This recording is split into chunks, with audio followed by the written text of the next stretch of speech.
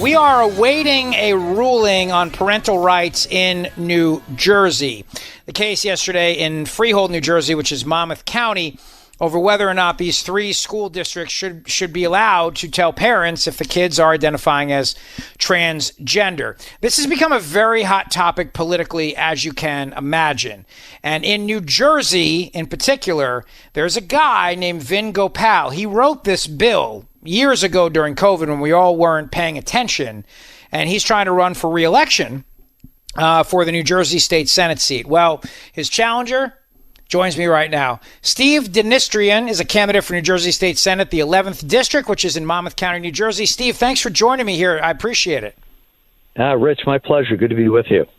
Yeah, I was just watching right now on Fox News, my buddy Andy Mulvihill, who's the vice president of the State Board of Education, who was actually on the show with me yesterday, was just on talking about this parental rights ruling. What are you hearing from people as you're running for state senate, Steve? Well, this is the number one issue, Rich, that is popping at the doors as we're making our way around the district and meeting Republicans, independents, and Democrats. This is the thing that has everybody's heads shaking. And I got to tell you, Rich, this is the first time I've ever run for public office. Coming out of the business world after 30 plus years, and my kids are in their 20s right now. And so my wife and I have not been attuned to what's been going on in the school systems over the last couple of years. We are just absolutely shocked to see what has been going on in our public schools. And it's kind of crystallizing now in this court situation where the Attorney General of the state of New Jersey, on behalf of the governor, is suing to block parents from being notified should their kids raise questions in school about their sexual identity. I mean, we're talking about, Rich, babies, 5-year-olds and 6-year-olds and 7-year-olds. Developmentally, they're not ready for this type of issue. And the state is actually suing these school boards to prevent parents from being notified. It makes no sense when you think about it. You have kids in school and they get a tummy ache. The teacher calls home. They fall down and scrape their knee in the playground. The teacher calls home. And teachers are not allowed in school districts across New Jersey to call home when this comes up. It just makes absolutely no sense to anyone. Steve, I'm glad you decided to enter this race because I think we need more people with business backgrounds who are willing to serve in office. I think it's very, very important. And I also know, you support parental rights. You're also big on supporting law and order. The reason why, in particular, I think this race is something everybody needs to pay attention to and help you out is because your challenger, Vin Gopal, is the guy who authored this bill back in 2020 when we were all doing remote learning with our children. I mean, being the kids at the kitchen table, we were all on Zoom meetings and everything, and they tried to get away with this. This guy needs to be stopped. Yeah, that's why this race is so important. And, as a rookie politician, Rich, here I am finding myself in the middle of what's going to be the most hotly contested race in the state this year. Yeah, Gopal is essentially the architect of all of this. Mm-hmm. He, as the chair of the State Senate Committee on Education, he voted in favor of directing the State Department of Education to craft these new sex ed standards for kids, in K through 2 and in kids in the 5th grade. I mean, it is shocking for your average voter, Rich, like me, coming in to see what has happened at the earliest ages of child development in our schools. And so Gopal is definitely the one that helped advance this, which then, given his discretion as chair of this powerful Senate committee, gives him great discretion over the Department of Education, over the Board of Education, which just voted 2 weeks ago to advance all of these gender-neutral policies. Kids in the lowest grades, if they're saying they're a boy, and they want to sit in on sex education courses with girls, the state is now push that policy forward. If they want to play, be included on the sports teams of the opposite sex. I mean, This is the thing that's coming up with all voters, Rich. And this is where the left has swung too far left. Phil Murphy was on Face the Nation 3 weeks ago, right, on national television. He was interviewed about this. And he said it was, quote unquote, the right thing to do for the state to sue school boards, which are comprised of parents that, run for school boards and volunteer their time. Sue parents to block parental notification. It makes no sense to the vast majority of people that I've met along the way. And at the center of it is this guy, Vin Gopal. And he's at the center of also some other policy decisions and votes that have had disastrous impacts throughout Monmouth County. He voted in favor of lowering incarceration standards for nonviolent criminal offenders. And since the time that bill was passed in 2017, we've seen an unprecedented crime wave.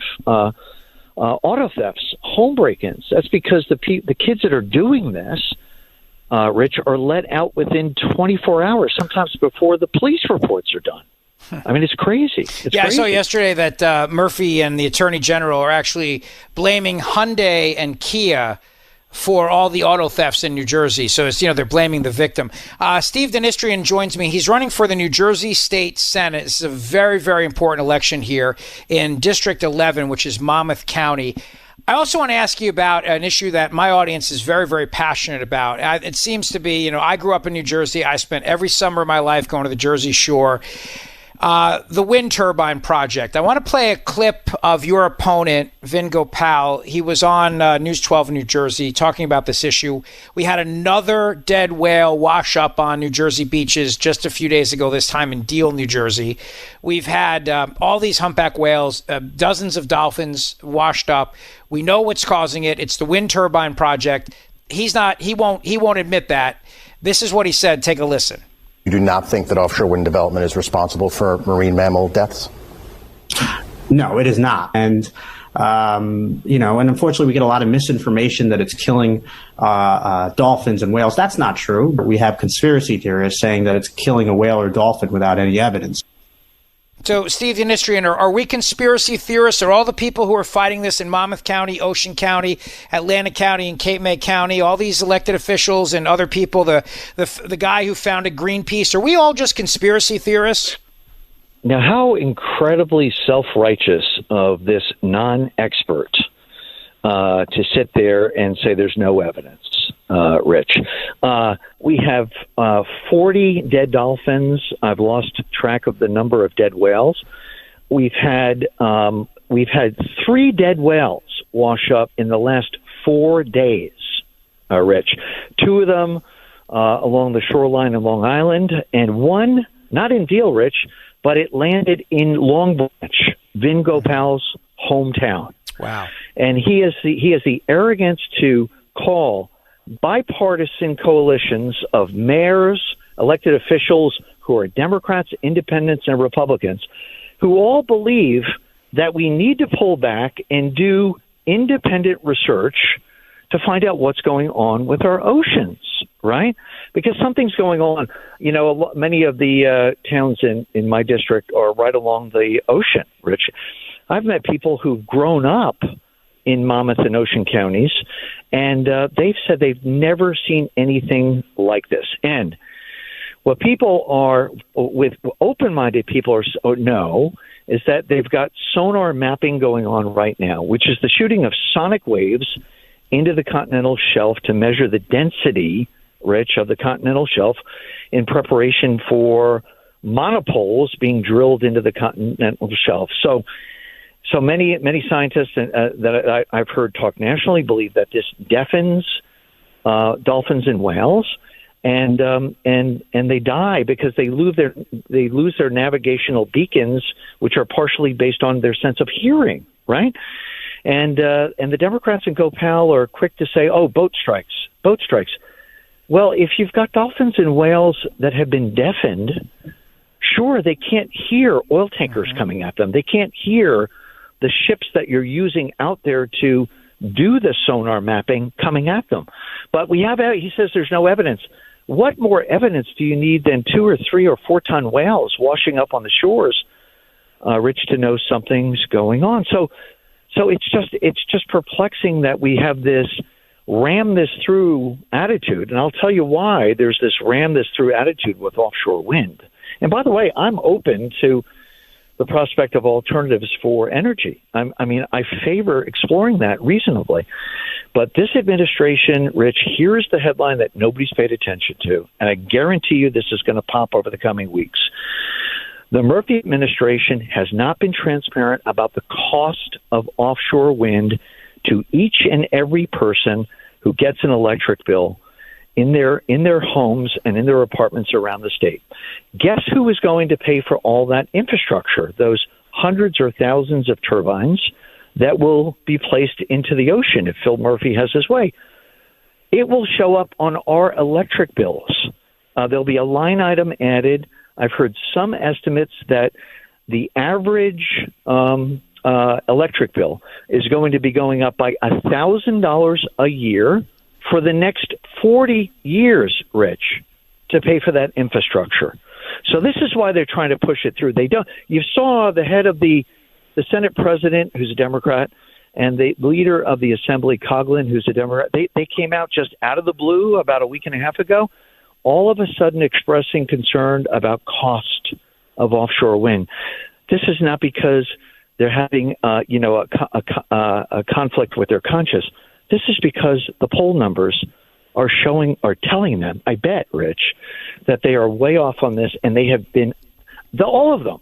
Nobody's been honest with the people of the state, Rich. It's horrible. And I'm shocked to see this, like it's coming behind the curtain to really see what's going on. Now that I'm focused on this election and really boring into these issues, it's horrible to see what's going on. Absolutely horrible. Steve Dnistrian is with me right now. Steve, I know there are people who may not be able to vote for you listening, but would still like to help you. Of course, there are people in your district who are listening as well.